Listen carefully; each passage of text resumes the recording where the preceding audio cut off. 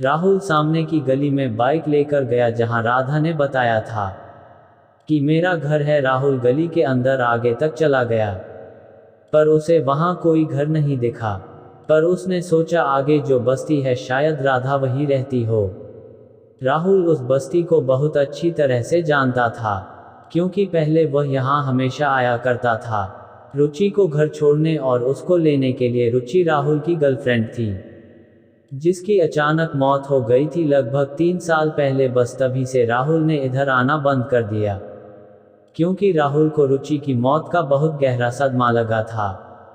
लेकिन अब राहुल उन बातों को भुला चुका था और अपनी जिंदगी में बिजी था, और आज राधा को ढूंढता हुआ फिर इस बस्ती में आ गया था।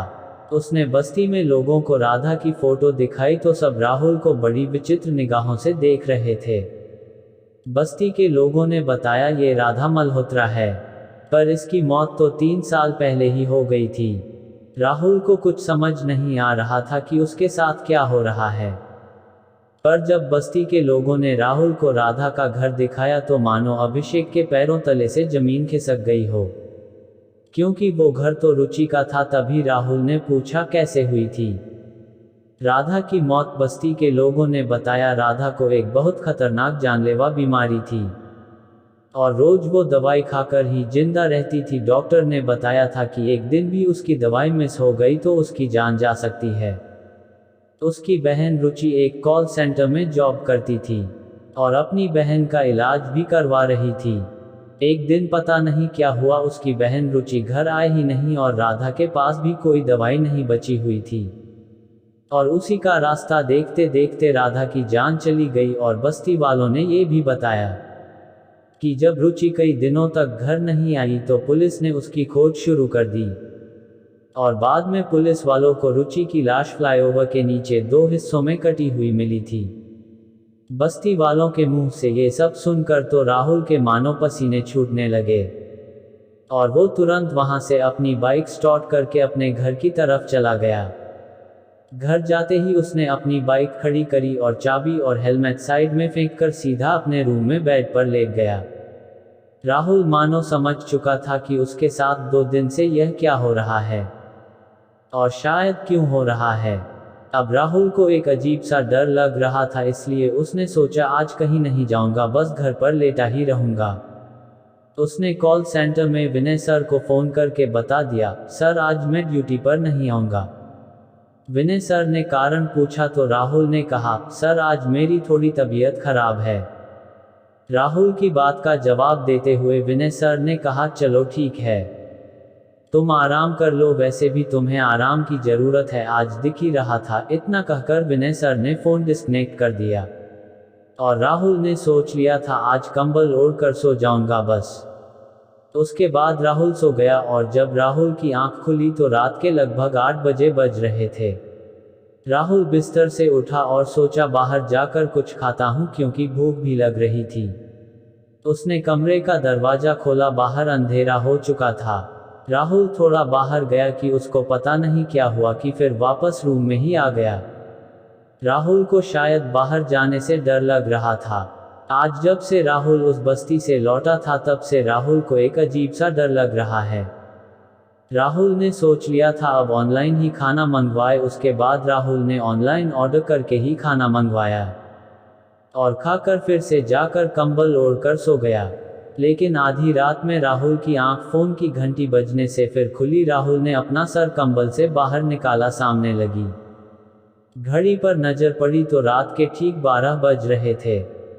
राहुल में टेबल पर रखा हुआ फोन उठाया तो उसकी धड़कनें तो मानो रुके ही गई हो, और उसे ऐसा लग रहा था उसके के बदन पर हजारों चींटियां एक साथ काट रही हूं, क्योंकि फोन की स्क्रीन पर साफ साफ लिखा आ रहा था राधा मल्होत्रा।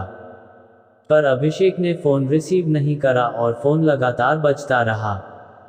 राहुल की हालत अब बिल्ली से डरे दुख के एक खरगोश की तरह हो चुकी थी, और थोड़ी देर में उसी फोन में एक बाद एक लगातार मैसेज आने लगे। राहुल ने फोन को टेबल से उठाया भी नहीं, वो बस ऊपर व्हाट्सएप मैसेज नोटिफिकेशन में ही देख रहा था।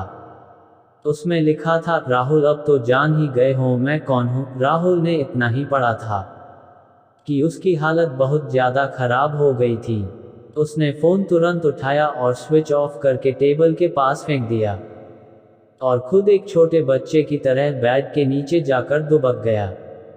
लेकिन थोड़ी देर में ही वो फ़ोन जो उसने स्विच ऑफ करके फेंक दिया था, वो फिर से बजने लगा। राहुल यही सोच रहा था, फ़ोन तो स्विच ऑफ कर दिया, तब कैसे बज रहा है। उसने फ़ोन उठाकर देखना चाहा तो दूसरी तरफ से आवाज़ आने लगी, राहुल मरना तो आज तुमको पड़ेगा। तुमने जो हमारे साथ किया उसकी सज़ा तो तुम्हें आज मिलकर रहेगी। राहुल ने इतना सुना और वो रोने लगा और बिलखते हुए गिड़गिड़ाते हुए कह रहा था, माफ़ कर दो मुझे, माफ़ कर दो, मेरे से गलती हो गई थी। राहुल ने इतना ही कहा कि उसकी नज़र सामने रूम के दरवाजे के पास पड़ी तो उसकी जान मानो हलक में अटक गई हो, क्योंकि सामने राधा और रुचि दोनों खड़े थे। राहुल रोते हुए ज़मीन पर गिर गया और बस एक ही बात कह रहा था, मुझे माफ़ कर दो, मेरे से गलती हो गई। रुचि, मैंने जानबूझकर तुमको नहीं मारा। पर सामने खड़ी रुचि और राधा दोनों राहुल के पास आ गई। अब राहुल की हालत तो पहले से ही खराब थी, इसलिए उसके मुंह से कुछ भी साफ साफ नहीं निकल रहा था।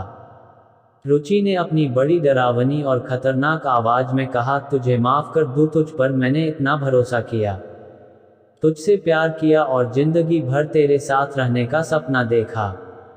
लेकिन तूने मेरे साथ क्या करा। तूने उस दिन मेरी नहीं, मेरे साथ साथ मेरी बहन की भी जान ले ली।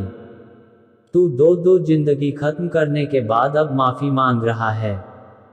तूने उस दिन मुझे माफ़ किया था जब मैं तुझसे रो रो कर अपनी जान की भीख मांग रही थी, तड़प तड़प कर मर रही थी मैं उस फ्लाईओवर के नीचे, लेकिन तूने पहले मुझे प्यार के बहाने वहां लेकर गया और फिर तूने मेरे साथ क्या किया भूल गया तू।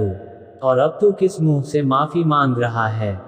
और बाद में मेरी 2 हिस्सों में कटी हुई लाश फ्लाईओवर के नीचे फेंक दी थी।